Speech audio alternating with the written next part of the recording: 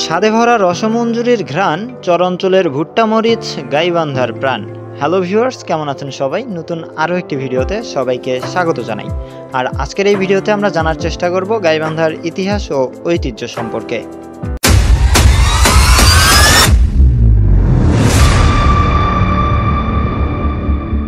1858 সালের 27শে আগস্ট বৃহত্তর রংপুর জেলার অধীনে ভবানীগঞ্জ নামে একটি মহকুমা গঠিত হয়।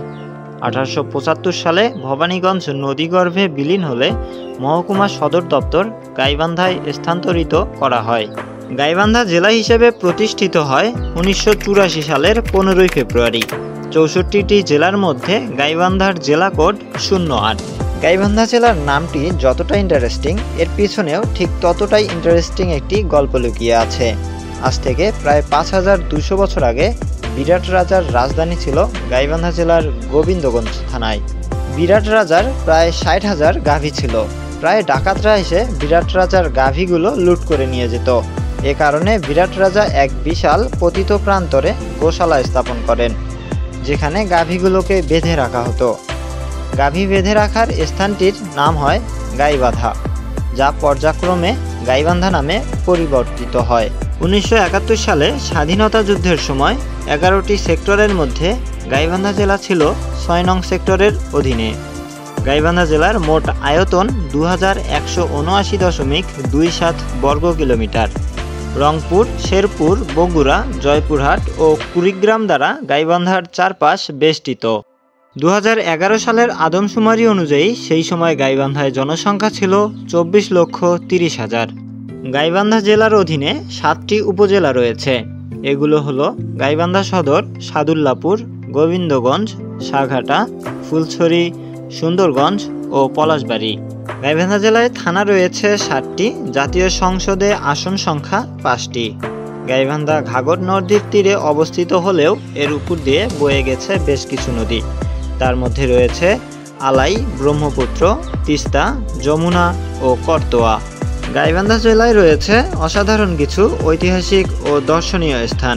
এগুলো হলো গাইবান্ধা পৌর পার্ক, রংপুর সুগার মিল্ক, বিরাট রাজার ঢিবি, বামনডাঙ্গা জমিদার বাড়ি, নলডাঙ্গা জমিদার বাড়ি, ফ্রেন্ডশিপ সেন্টার, এসকেস ইন, মীরের বাগান, বালাসীঘাট।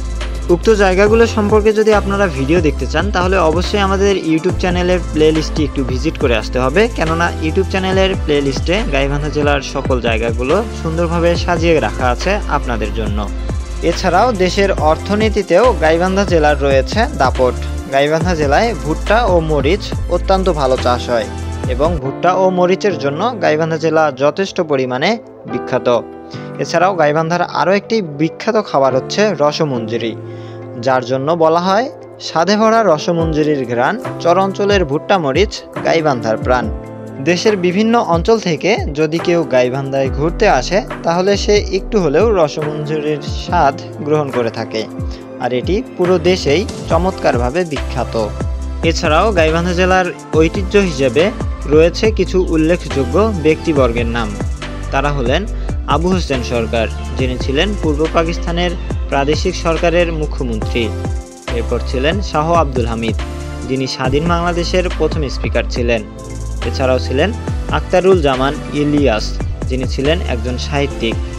আরও ছিলেন তুলসী লাহিড়ী, নাট্যকার ও অভিনেতা। ফজলে রাব্বি। ডিয়ার ভিউয়ার্স, কেমন লাগলো আমাদের আজকের এই ভিডিও? অবশ্যই কমেন্ট করে জানাবেন। এছাড়াও গাইবান্ধা জেলা থেকে শুরু করে বাংলাদেশের সকল ঐতিহাসিক এবং সুন্দর জায়গাগুলো সম্পর্কে জানতে হলে ও দেখতে হলে আমাদের সাথে যুক্ত থাকতে পারেন। যদি ফেসবুক থেকে দেখে থাকেন তাহলে ফলো করে দিয়েন, আর যদি চ্যানেল থেকে দেখে থাকেন তাহলে মাস্ট বি সাবস্ক্রাইব করে দিয়েন। কথা হবে অন্য কোনো দিন, অন্য কোনো ভিডিওতে। খুদা হাফেজ।